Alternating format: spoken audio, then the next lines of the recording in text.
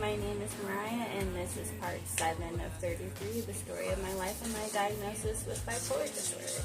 Today's story is all about when I got into bugs. Episode 7, when I got into bugs, year age 7.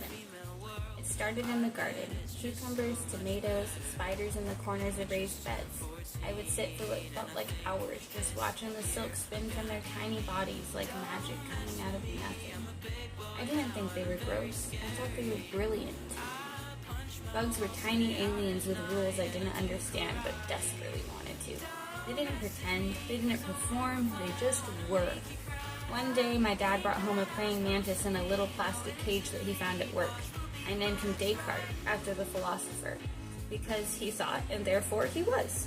I fed him flies I caught in soda bottle traps in my backyard, proud of every bug I tossed into his enclosure to feed him, and I loved watching him take them and eat their little wings and legs off and stuff. I thought it was fascinating. But one day I found him dead, curled and still, like a question never answered, just sitting on the bottom of the cage, and I was gutted. So my dad got me another one, and I named him Socrates. I had an ant farm too. I had plastic bug kits. I had pet silverfish that I found around the house and kept in little shoe boxes and fed them cardboard and lint. I watched caterpillars turn into soup and reorganize themselves into butterflies like death wasn't even scary if you did it right.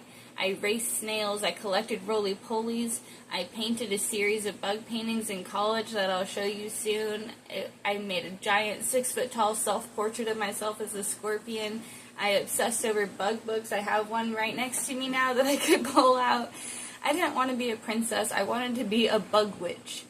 Even now as an adult, I still collect dead things. I pin butterflies, I have dead bugs on display in a giant paper mache centipede that I made in my living room. I have a mirror I made that looks like centipedes. I have centipede tattoos on my collarbones. They remind me of how intricate the world is, how strange and beautiful survival can look when you really zoom in. I always wanted a pet tarantula, still do, probably will get one as soon as I can afford it. Something about that slow, deliberate movement, the soft danger of it, feels like home to me. Bugs were my entry point into science. I always wanted to be an entomologist, and maybe someday, if I can go back to school, I will. They were my entryway to philosophy, to empathy. I didn't see them as gross. I saw them as misunderstood. And maybe that's why I love them so much, because I felt misunderstood too. When other kids screamed at spiders, I crouched down to study them. When other people killed what scared them, I wanted to name it. I think that's still who I am, in every way. A soft girl in black clothes with a bug pinned gently to her wall. Someone who doesn't flinch at what crawls or stings or molts, because I've done all of those things too. And like the insects I loved, I learned how to disappear, how to protect my softness, and how to come back stronger with every strange, uncomfortable transformation. That was episode 7. Come back tomorrow at 3:33 for episode 8 about when I was in band. Thanks for watching. If you want to donate, the link is in my bio, and I will make sure to add some little clips of all the bug stuff I have around because I'm really proud of it.